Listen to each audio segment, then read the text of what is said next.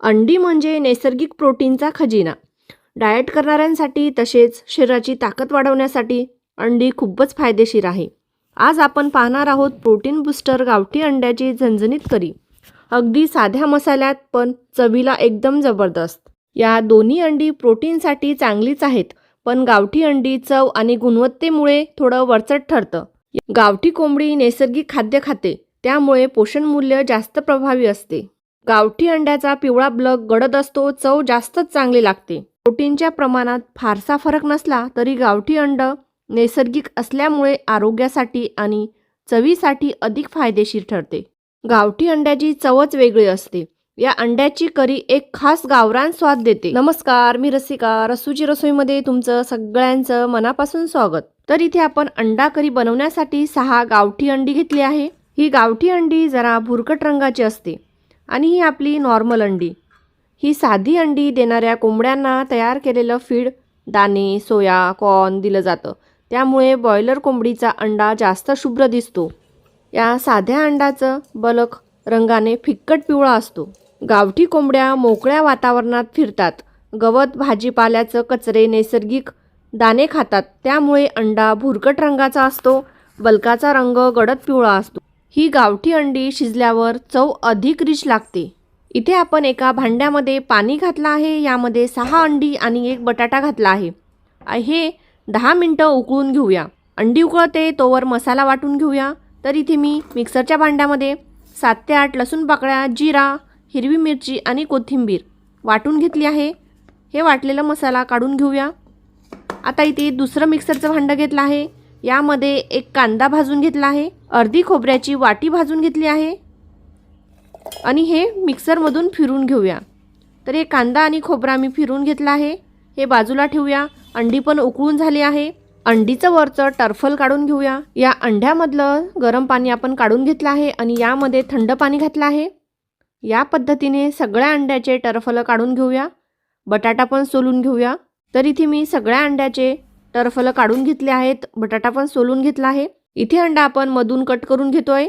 तर पहा, आतला रंग किती गडद पिवळा आहे. अंड्याचा आतला भाग जितका गडद तितके नैसर्गिक पोषक घटक जास्त असतात. शिजलेला बटाटा आहे, तो पण कट करून घेतला आहे.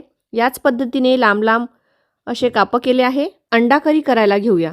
त्यासाठी इथे मी गॅसवर कढई ठेवली आहे. कढईमध्ये 2 पळी तेल घालूया.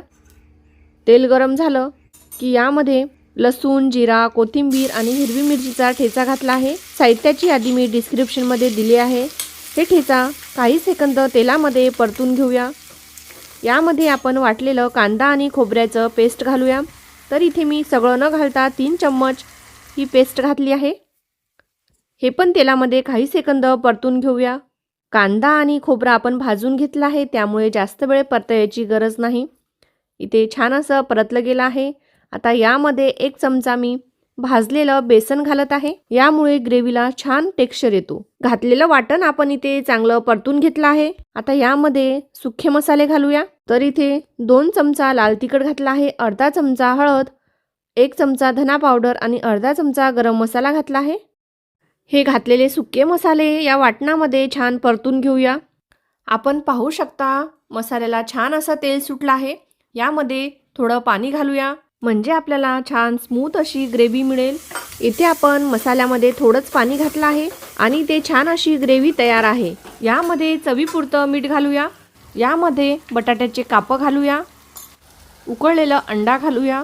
तळापासून व्यवस्थित असं मसाला मिक्स करून घेऊया आणि ही उकळलेली अंडी मसाल्यामध्ये 1 ते 2 मिनटं शिजवून घेऊया. शेवटी यामध्ये बारीक चिरलेली हिरवी कोथिंबीर घालूया. आज आपण ही मसाला अंडी बनवली आहे. मी यामध्ये पाणी कमीच घातलं आहे. तुम्हाला रस्सा करायचा असेल तर यामध्ये पाणी घालून रस्सा करू शकता. इथे आपली मसाला अंडी तयार आहे. सर्व करूया. वाव, टेक्स्चर बघा किती भारी आला आहे. आणि यामध्ये आपण 1 बटाटा घातला आहे, त्यामुळे चव तर अप्रतिमच झाली आहे. तर तुम्हाला ही अंडा मसाला कसा वाटला कमेंट करून नक्की कळवा. व्हिडिओ तुमच्या मित्र, मैत्रिणी, नातेवाईकांना शेअर करा. प्लीज एक लाईक करा. माझा व्हिडिओ पहिल्यांदाच बघत असाल तर प्लीज चॅनलला सबस्क्राईब करा. पुन्हा भेटूया अशाच एका स्वादिष्ट रेसिपी सोबत. धन्यवाद.